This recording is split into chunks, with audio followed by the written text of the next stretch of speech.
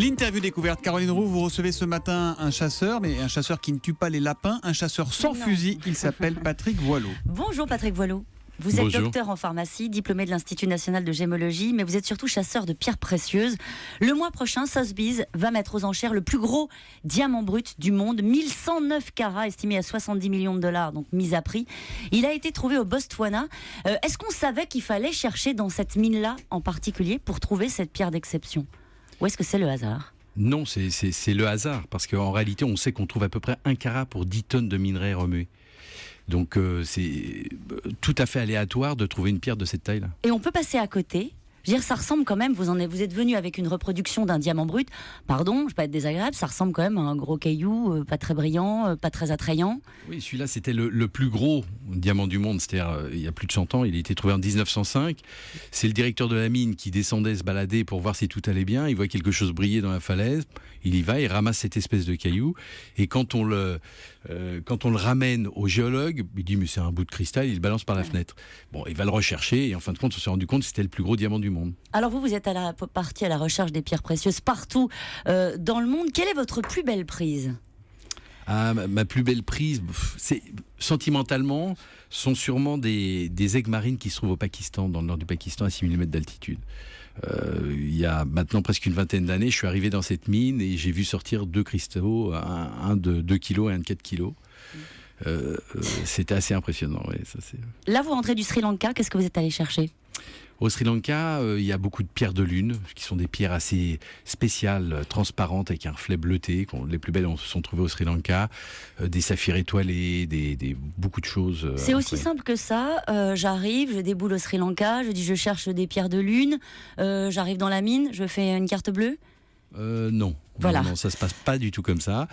Déjà, quand on est touriste, qu'on connaît pas les pierres, on vous montre que des trucs, que des pierres fausses, que des pierres trafiquées, Y compris des fausses mines, il paraît. Ah oui, des fausses mines aussi. Au Sri Lanka, il m'est arrivé de pas faire très attention et de demander à mon chauffeur de m'emmener dans une mine de pierre de lune, et on arrive dans un trou qui est complètement reproduit de la même manière. Par contre, le mineur, il sort, il était plus propre que moi. Et s'il n'y avait jamais eu de pierre de lune au fond de cette mine. Alors, vous avez tourné des documentaires sur ces sujets. Lorsque vous allez tourner dans des mines de Colombie, par exemple, est-ce que vous êtes bien reçu ? Est-ce que vous vous retrouvez parfois dans des situations, on va dire, un peu désagréables ou un peu compliquées ? Plus maintenant, notamment quand je vais tourner, parce que tout le monde me connaît dans ces milieux-là et dans les différents pays, et notamment quand on va tourner avant, quand je ne tournais pas, j'allais un petit peu à l'arrache dans les mines. Quand on va tourner dans les mines de Colombie, il faut demander l'autorisation au propriétaire. Et le propriétaire à l'époque, c'était Victor Carenza, qui était le roi de l'émeraude. C'était le seul qui était resté vivant de la guerre des gangs, enfin pas des gangs, des villes qui se battaient, qui avaient des émeraudes.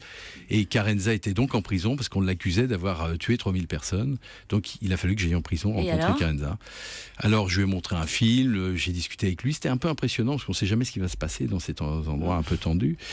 Et au bout d'un moment, il parlait très peu, il s'est levé, il était ouvert un tiroir, un coffre en prison. Il m'a sorti une émeraude énorme, qui faisait certainement 3-4 kilos, qui était complètement pure. Et il m'a dit, tu vois, nous aussi on trouve des belles choses, que tu fais me plaît, vas-y. Je te donne mon autorisation. Est-ce que c'est un marché réglementé, transparent ? Est-ce qu'il y a une mafia ? C'est un marché... Sur le diamant, il est relativement réglementé. Sur les pierres de couleur, c'est très difficile parce que ce sont des zones toujours assez tendues.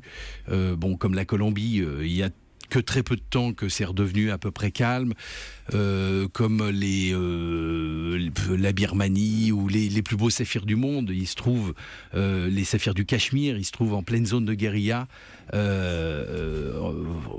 dans des zones où l'Inde et le Pakistan sont en guerre continuellement. Patrick Voileau, vous avez eu entre les mains les plus belles pierres du monde. Est-ce que vous avez compris pourquoi elles exercent sur vous une telle fascination ?